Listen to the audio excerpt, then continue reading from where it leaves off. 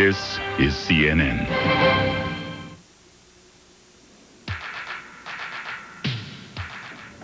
Coming up on Newsnight, President Bush pushes questions about his health off the front page, showing in person he is feeling fine. The field of Democratic presidential candidates is trimmed as one leaves the campaign trail. And a menace to society, they are now on death row. Should the inmates have the right to father children?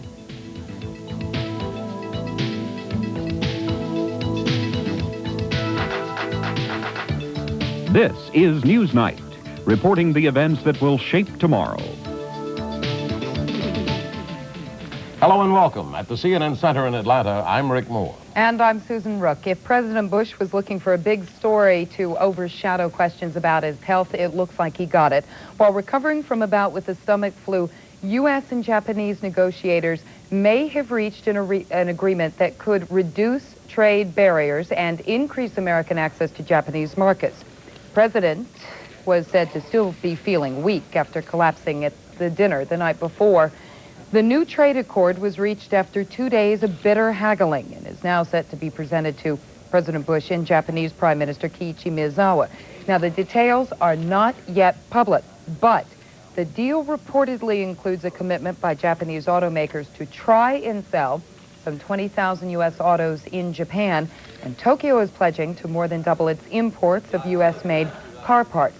Still, it is doubtful the agreements will make a significant dent in Japan's lopsided trade surplus, some $41 billion a year, and one senior U.S. official says the plan will not put an end to the whole trade issue. President Bush said he hoped his illness would not detract from the significance of his trip to Japan. During a dinner last night, President Bush became sick from a case of the stomach flu and fainted. Doctors say the president's brief fainting spell could have also been compounded by a case of fatigue and jet lag. Mr. Bush's spokesman says the incident was not related to any other medical conditions. President Bush talked about the incident with the Japanese Prime Minister just a few minutes ago. I got a preview in the receiving line, and I turned to the Prime Minister and I said, "Would you please excuse me?" And I rushed into the men's room there, and then I thought that had taken care of it, but back I came. It hadn't at all. It's just the beginning.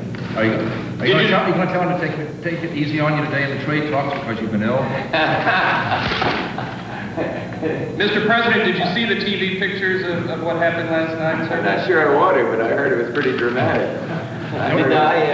Did you see it? I didn't. No.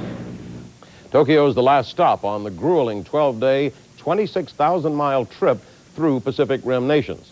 Well, with the first reports of Mr. Bush's illness, attention quickly focused on the vice president. Dan Quayle said he was reading the morning newspaper when the White House Situation Room called him with news the president collapsed. A former vice president said he knows that feeling. Richard Nixon told Larry King what it is like to be in that situation. And for a vice president, you don't think about, well, gee, I'm going to be president pretty soon, or I may be, and what am I going to do? But you really think about, we just hope that the president gets well. You're concerned about, that's the way I felt at least. You don't give any thought that it could be you? Not at that point.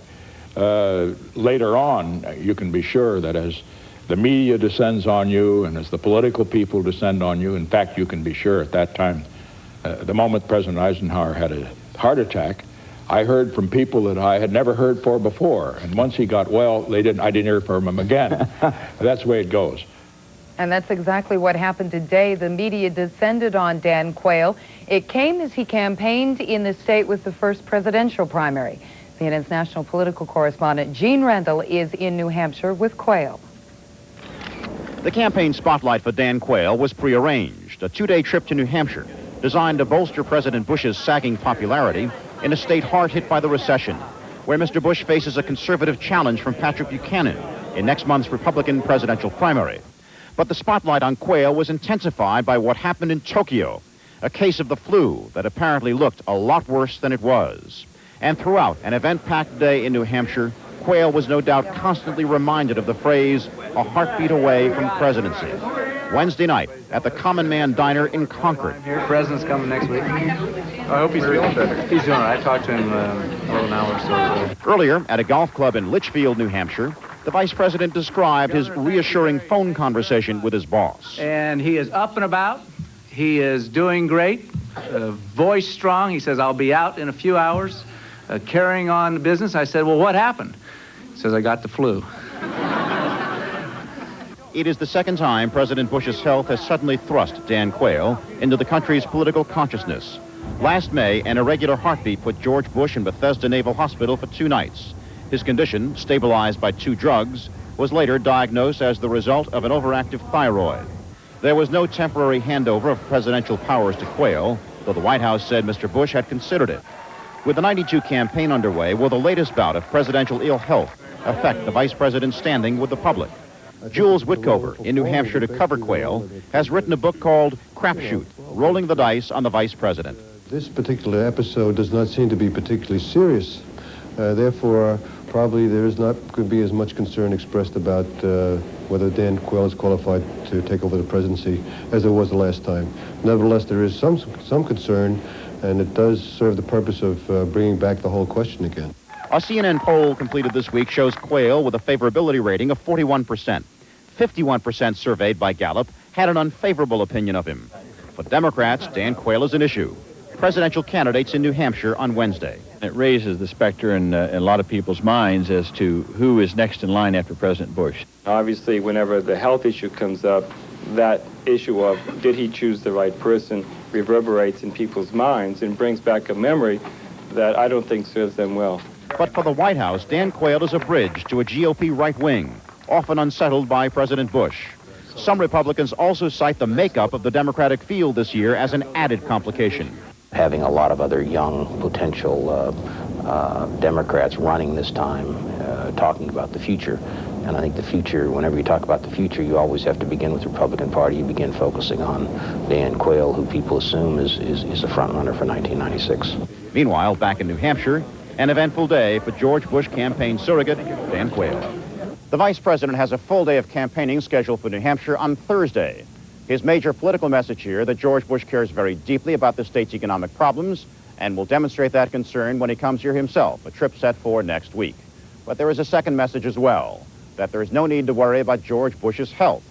Asked Wednesday evening if there was ever any consideration given to a temporary transfer of presidential power based on what happened in Tokyo, the vice president had a one-word answer: no.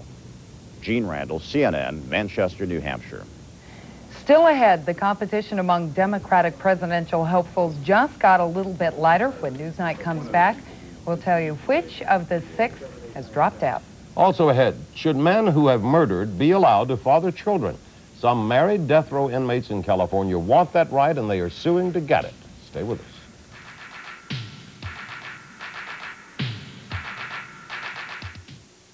I'm really sorry I'm late. Late? We're having coffee. Taste was choice. Just in time. You know, everyone except... We've met. We share the same taste in coffee. Savor the sophisticated.